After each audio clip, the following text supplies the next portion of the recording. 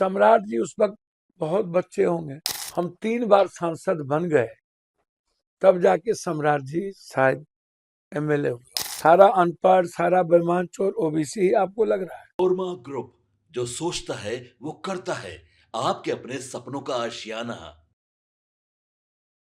सम्राट चौधरी ने पप्पू यादव को हाथी का तंज कसा था, तो वहीं पर पप्पू यादव ने बंदर कहकर सम्राट चौधरी पर तंज कसा है। नमस्कार, मैं दीपक, भारत लाइव देख रहे हैं। देखिए, ये प्रकरण तो आपने देख ही लिया, किस प्रकार से विधानसभा में सम्राट चौधरी ने जो ये बातें कही थी कि पुलिस के डर से हाथी बीमार पड़ गया है, तो वहीं पर सम्राट चौधरी पर भी तंज कसते नजर आए हैं पप्पू यादव। अब इसी बीच पप्पू यादव ने एक प्रेस कॉन्फ्रेंस किया और उस प्रेस कॉन्फ्रेंस में साफ तौर पर सम्राट चौधरी पर भड़कते नजर आ रहे हैं पप्पू यादव। क्या कुछ कहा है, सबसे पहले आप वो सुनिए। उनके पिताजी के साथ हम एमएलए थे। मेरा रिश्ता लालू जी का और शकुनी जी का बहुत ही क्लोज था। पिता और पुत्र की तरह हम लोग सगे भाई की तरह कार्यरत थे। अब सम्राट जी उस वक्त बहुत बच्चे होंगे, बहुत बाद में सम्राट जी, हम 3 बार सांसद बन गए, तब जाके सम्राट जी शायद एमएलए हुए। लालू जी की कृपा से बने सम्राट जी मंत्री। लालू जी शकुनी बाबू को बहुत मानते थे। जब इनकी मां मरी तो हम इनके यहाँ बिना कहे गए। जब इन पर प्रशांत जी हमला किए, इन लोगों पर, इन पर, दिलीप जायसवाल जी पर, अशोक चौधरी पर, तो सिंगल आदमी हम थे इस बात को कहने के लिए कि भाई ओबीसी पर ही तुम आप क्यों हमला करते हो? सारा अनपढ़, सारा बेईमान चोर ओबीसी आपको लग रहा है? ये बात मैंने प्रशांत जी को एक सुझाव दिया था। कोई बोलने वाला इन लोग के पक्ष में नहीं था सिवाय पप्पू यादव। दिलीप बाबू जब जब धर्म संकट में पड़े हैं, हम उनकी मदद किए।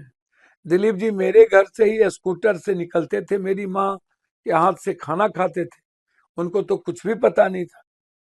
और मेडिकल कॉलेज कैसे दिलीप बाबू आज मालिक है, वो पप्पू यादव को ही सिर्फ पता है। पप्पू यादव नहीं होते तो वो मेडिकल कॉलेज आज कहीं और होता। तो हम तो मदद ही करते हैं, इनकी भी मैं मदद किया, कभी आलोचना नहीं की। अब यदि मैं आपको वीडियो सुना दूं, हमें तो कुछ भी नहीं बोले हैं। नीतीश कुमार जी को जितना गाली गलौज ये किए हैं, उतना तो धरती पर कोई नहीं कर सकता। और आज नीतीश जी के कंधों पर बंदूक चला रहे हैं। पहले लालू जी के कंधों पर बंदूक चलाते थे, आज लालू जी को गाली देते हैं। लालू जी नीतीश जी को ये इतना गाली दी और लालू जी के साथ रह के बीजेपी को गाली देते थे।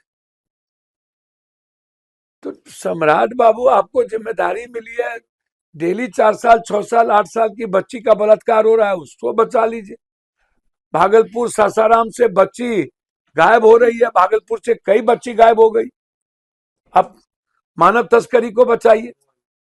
तो पप्पू यादव ठीक है, आप तोप खान है। हम एयरपोर्ट पर आए, हमने आपके पुलिस के बारे में कहा तो आपने मेरी गिरफ्तारी करा दी।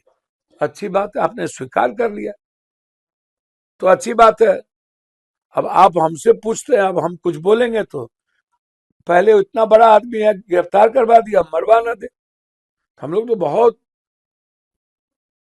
छोटे आदमी हैं, सम्राट जी बड़े आदमी हैं, अहंकार में चूर रहते हैं। बदले की भावना से काम करके क्या फायदा?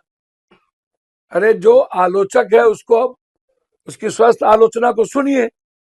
अच्छी बात बोलते हैं, करना चाहिए। सबसे ज्यादा भ्रष्टाचार राजस्व में सीओ एडीएम डीसीएलआर में तो है।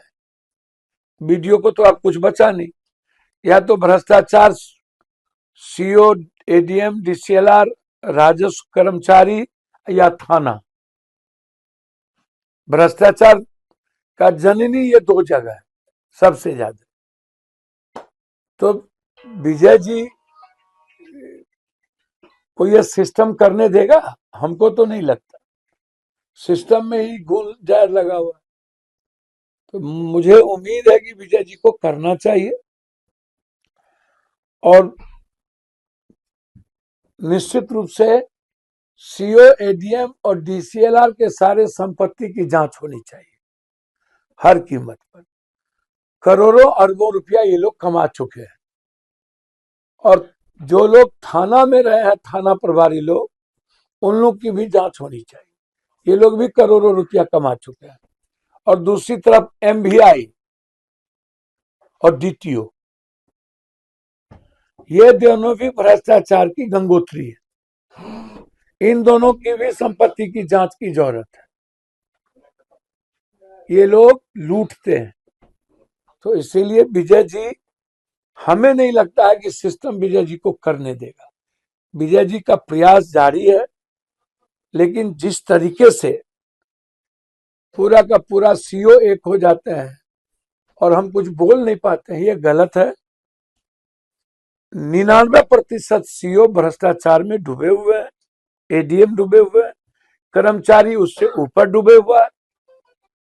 इन लोगों के खिलाफ सख्त कार्रवाई होनी चाहिए। तो देखिए, आपने सुना है सम्राट चौधरी को लेकर पप्पू यादव का क्या कहना है। पप्पू यादव का साफ तौर पे कहना है कि अरे भाई, आप कानून व्यवस्था ठीक से संभालिए ना, इतनी घटनाएं घट रही हैं, आपका ध्यान कहाँ है। और सम्राट चौधरी को उन पुराने बातों का भी याद दिलाया कि जब आपके पिताजी शकुनी चौधरी लालू यादव के साथ रहते थे तब मैं MLA था, और जब आपके विपक्ष में कोई बोल रहा था, प्रशांत किशोर जब बोल रहे थे, तो मैं अकेला वो व्यक्ति खड़ा था जो आपका साथ दे रहा था। और आप क्या बोलते हैं, इन बातों में आपको ध्यान भी है कि आप क्या बोलते हैं।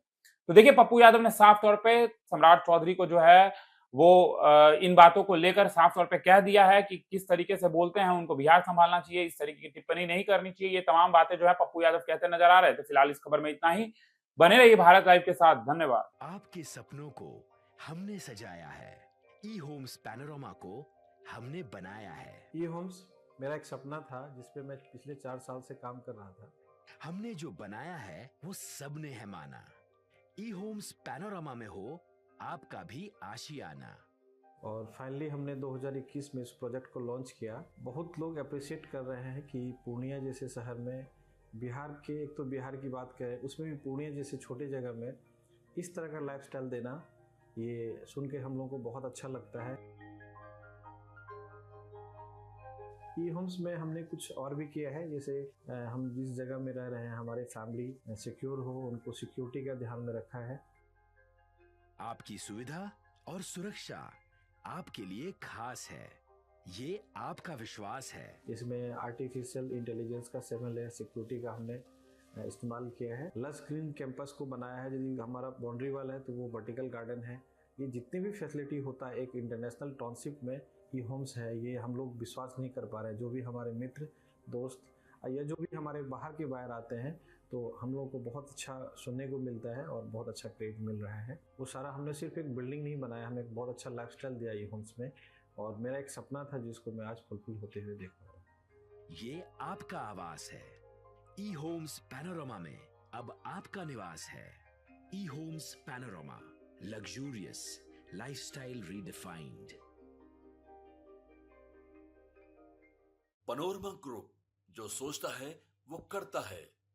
अगर ये वीडियो पसंद आई और वह बिहार के राजनीति और बिहारियत से सरोकार रखेनी तो सब्सक्राइब बटन दबा के चैनल के सब्सक्राइब कर ली। ओजे एगो घंटी बा, ओकरा बटन दबा देला से कुल सटीक और मारक खबर रुआ मुफ्त में मिल जाई। अगर रुआ पत्रकारिता के हमनी के नया प्रयोग में सहयोग कर चाहतानी तो ज्वाइन बटन दबा दी।